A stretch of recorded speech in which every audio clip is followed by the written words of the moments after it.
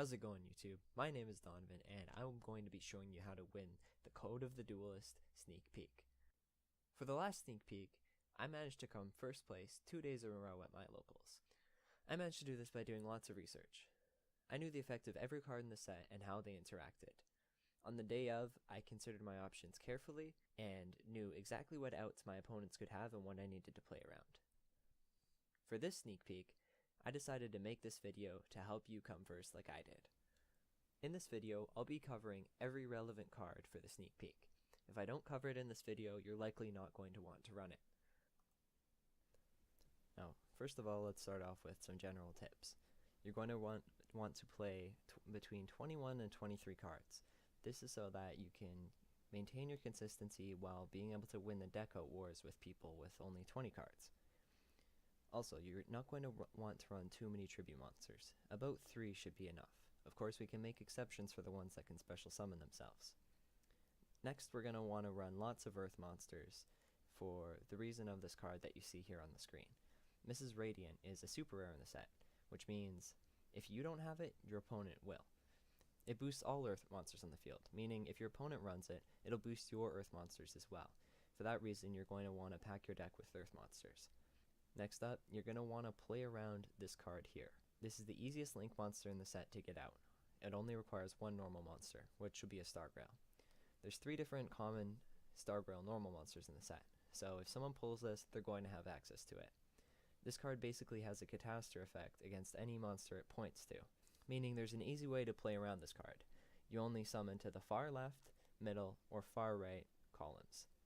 The final card you're going to want to play around is Defense Zone. Basically, it protects a spell or trap card that is behind a monster in the same column.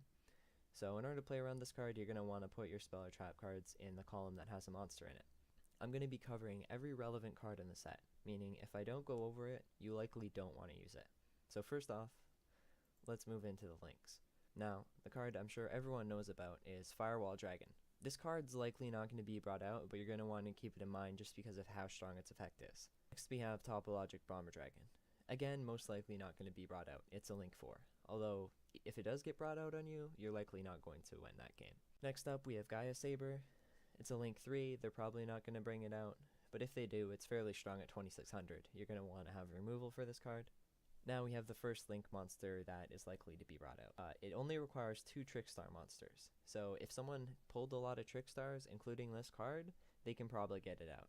It has an ability to boost itself up, so it can get fairly scary. Next up, we have probably the 3rd easiest Link monster in the set to get out. This card only requires 2 monsters with different types and attributes. It's fairly strong, coming in at an 1800 attack. If you can somehow get it into your main monster zone, it can't be destroyed, and also it can protect the monsters that it's linked to. Next, we have the World Chalice Dragon that I already mentioned. This is a card you're going to want to play around, and you're going to want to run to use on opponents if they don't play around it. Finally, we have the most important Link monster in the entire set, Mrs. Radiant. Now this card comes in at 1900 attack because of the 500 boost it gives itself, and it can easily boost up all of your Earth monsters. It's incredibly easy to get out, only requiring 2 Earth monsters, and it has useful arrows in case you have a more Link summoning focused deck. Now there are also fusion monsters, synchro monsters, and Xyz monsters in this set. However, all of them are either unable to be brought out or too situational to bring out, so you won't need to worry about them. Next up, we have the beaters. These will be the bread and butter of your deck. These are high attack, level 4 or lower monsters. The number to beat is 1800. However, there's one monster in the set that you can see has 1900 attack. This card is Re-X. Like I said, it has 1900 attack, but also if it battles a monster in the extra monster zone, so a Link monster in the case of the sneak peek, it'll gain 800 attack. Only one monster can beat this card, and that's Topologic Bomber Dragon. It's the only one with over 2700 attack, and it's also the least likely to be brought out. Basically, Re-X will be able to destroy any level 4 or lower attack position monster your opponent controls, and any Link monster they control. Run every copy of this card you pull. Next up, we have not really a beater, but something that boosts the beaters. This is the World Legacy Field Spell, which boosts the World Chalice monsters by 300 attack and defense. It also has a really good secondary reborning effect for them, so you're going to want to run it if you have any reasonable amount of World Chalices, probably 3+. This card, in combination with either this one or this one, are the only level 4 lower monsters who can rival Rex's attack, putting this guy at 2100 and this guy at 1900. Now, even without the boost, these monsters are formidable on their own. This one has 1800 attack and is an earth monster. Also, the fact that it's a normal monster means you can go into the World Chalice Dragon with it. 1600 isn't that good, but when combined with 1600 isn't that good, but if you pull this card and the dragon or any of the World Chalice support, you're still going to want to run it. Next up, we have another earth monster, Junkbreaker. This one has 1800 attack, or 2300 if you have Mrs. Radiant out, and also, during the main phase of the turn that you summoned this card, you contribute it and negate the effects of all face-up monsters. So a situational effect, but still fairly useful. Next up, we have Jack Wyvern. This card is a dark attribute, which is probably the second best attribute for the set, only because of this card's effect. And basically, any dark monster can be revived by banishing this card and a machine type, also an 1800 beater. Next up, we have the Gookie Suplex Rex. This card's another 1800 earth monster. When it is normal summoned, you can special summon a Gookie monster from your hand. This card is just insane. It can help you build field presence, it's a 1-card Mrs. Radiant, and it's also an 1800 beater. If this card is sent from the field to the graveyard, so that can include being destroyed by your opponent, or by link summoning, you can add a Gookie monster from your deck to your hand. You're going to want to run every copy you pull. Next we have Gookie Rising Scorpio. If you control no monsters, or all monsters you control are Gookie monsters, you can normal summon this card without tributing. So this is a 2300 attacker that you can summon without a tribute. It's also an earth monster, and can be special summoned by the previously mentioned Suplex Rex. Finally, it has that search effect when it is sent to the graveyard. For our final Gookie monster, we have Twist Cobra. This card only has 1600 attack, but it's still an earth monster, and can be searched by or search out the other Gookies. You contribute one Gookie monster, and target another Gookie monster you control, and basically transfer the attack. This can be fairly useful for getting over some stronger high-level monsters. I'd recommend running this if you have the other Gookies. Next up we have Trickstar Candina, which is an 1800 attack Stratos for the archetype. And finally we have Trickstar Lycris. This card only has 1600 attack, but it's pretty good when coupled with other Trickstar monsters, namely Trickstar Candina. Another beater here is the 1700 attacker Dark Attribute, Samurai Skull. Now 1700 isn't the best, however it is a dark monster, so it can be revived by Jack Wyvern. Also its effects are really good. So when it's normal summoned, you can send a zombie type monster from your deck to the grave, which will be useful depending on certain cards that you pull, but its second effect will be useful most likely no matter what. If this face-up card in its owner's control leaves the field because of an opponent's card effect, you can special summon one level 4 lower zombie monster from your deck, except Samurai Skull. So unless they beat it by battle, you can special summon this card, which is easily one of the best cards for the sneak. This card is an 1800 attacker, dark type zombie, and if it's destroyed by an opponent's card by battle or card effect, you can special summon it, but then it's banished when it leaves the field again.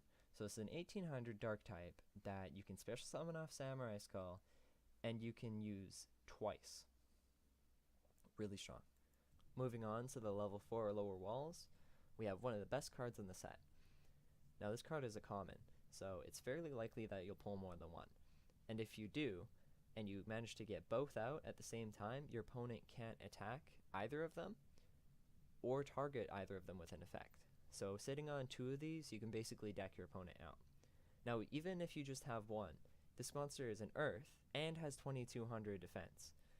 2200 is the strongest defense for a level 4 or lower in the set, and it can go up to 2700 with Mrs. Radiant on the field.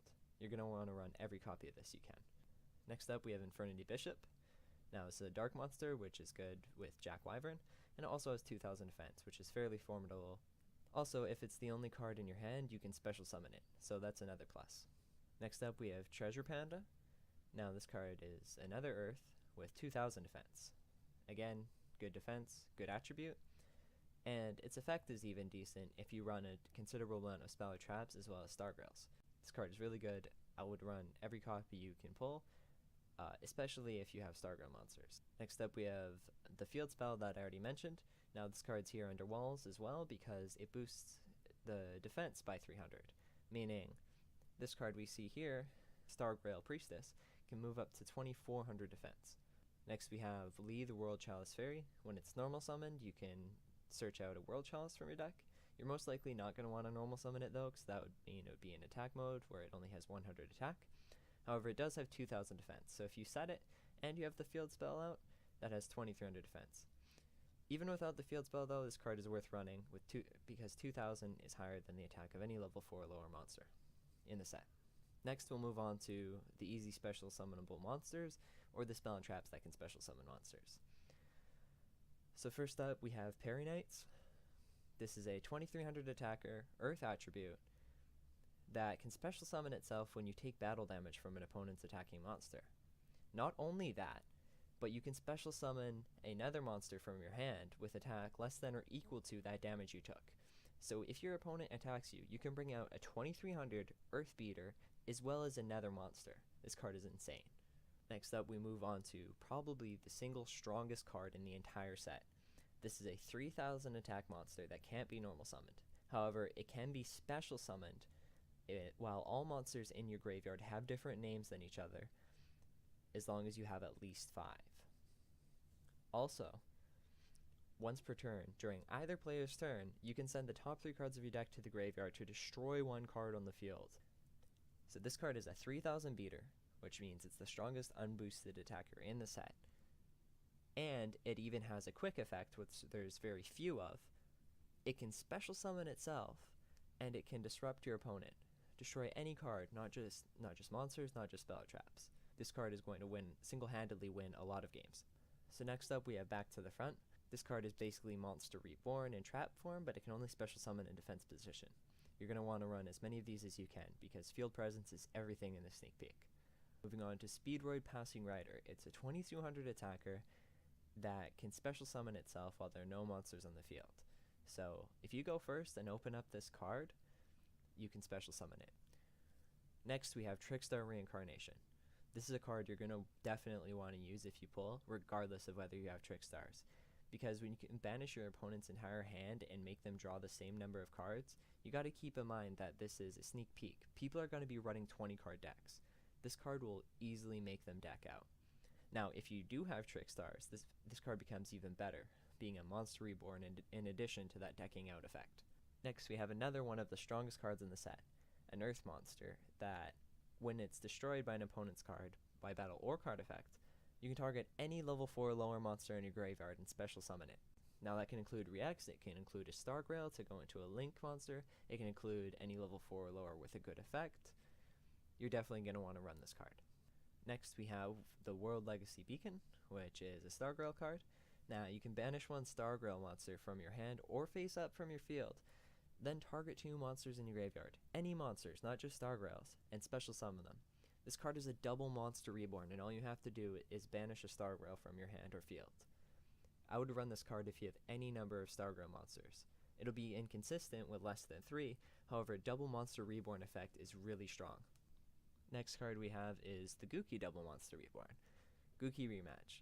Now you can target 2 Gookie monsters in your graveyard with different levels and special summon them in defense position. I would only run this card if you have at least 3 Gookies with different names, because even though the Gookies can search themselves out, you're still going to need to start with 1 for this card to be live, and you don't want dead draws in a sneak peek. Next we'll move on to the removal. We'll start off with the card I mentioned many times, Imduck the World Chalice Dragon. I put this card in first because it's the removal card that you're going to be seeing most often. Next we'll have the best spell or trap removal in the set, Heavy Dust Storm. This card is basically Twin Twisters without the discard. The downside is you can't use your battle phase in the turn that you activate it. So to play around this, you want to use it during your opponent's turn. I'd run every copy of this card you pull. It's a +1. Next up we have the best monster removal in the set, Breakdown Trap Hole. When a Link monster is Link summoned, you destroy all monsters on the field that are not in a linked state. Now, it doesn't need to be you that's Link summoning, so I would run this card regardless of whether you're going to be Link summoning, because it's one of the easiest board wipes that you have access to. Next we have Blind Ruination. So for this, you roll a 6-sided die twice and destroy all face-up monsters in the field whose level/rank is lower than the total result. So this card basically, at best, destroys all monsters on the field. At worst, it doesn't destroy anything, but that's very unlikely. The most common result of rolling that die twice will be 7, so most likely you can wipe the whole board except for the extremely high level monsters. I would run every copy of this card you have. Next we have Recall. When your opponent activates a monster effect, you negate the monster effect, destroy the monster, but your opponent draws a card. It's basically Dark Bribe for monsters. Now, as a -1, this card might not seem good, but you gotta keep in mind that in a sneak peek, field presence matters more than card advantage. So that card they draw, they're likely not going to be able to use if you negated the effect of the card they just normal summoned. I would run every copy of this card you have. Next we have Trickstar Light Stage. When you activate it, you can search out a Trickstar monster, which is good, that's a +1. And with any Trickstar monsters, you definitely want to run this. But even without Trickstar monsters, I would want to run this as one of the only spell or trap removals. Next up we have Launcher Commander, 1700 attack, so not quite so good, because it's not 1800. However, it is an Earth monster, and it boosts all other Cyberse monsters you control by 300 attack and defense. And there's about 4 Cyberse monsters in the set, so that can see some play. However, it's its second effect that's better. Once per turn, you contribute a Cyberse monster and target a face-up monster your opponent controls to destroy it. So it's basically Gravekeeper's Commandant, but for Cyberse. If you have this card as well as this card here, Cyberse Wizard, I would definitely run every copy of both of them you can. It's one of the few monster removals, and 1700 Earth is still fairly decent. So Cyberse Wizard is a super rare, so it's unlikely you're going to have multiples. However, it's still good, I would say, to run at 1 with Launcher Commander. Cyberse Wizard also has a good effect of its own, where once per turn you can target an attack position monster your opponent controls and change it to defense. This will allow you to beat over lots of monsters, including the best monster in the set that we mentioned, because it only has 1500 defense.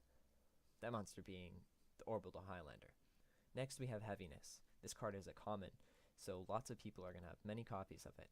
I would recommend running as many as you can, because you target a face-up monster on the field and it loses attack equal to its defense until the end of this turn. Finally, we have probably the weakest card here, which is 3 Strike Barrier. It has a few different effects, but the most useful one would be that this turn, monsters you control cannot be destroyed by battle. However, you can only activate that when your opponent controls exactly 3 cards. So it's situational, but protecting your monsters for a turn is still useful. For the high-level monsters in the set, we have the already mentioned Orbital Highlander. I don't think I need to go over again how good this card is. And we have another really strong card.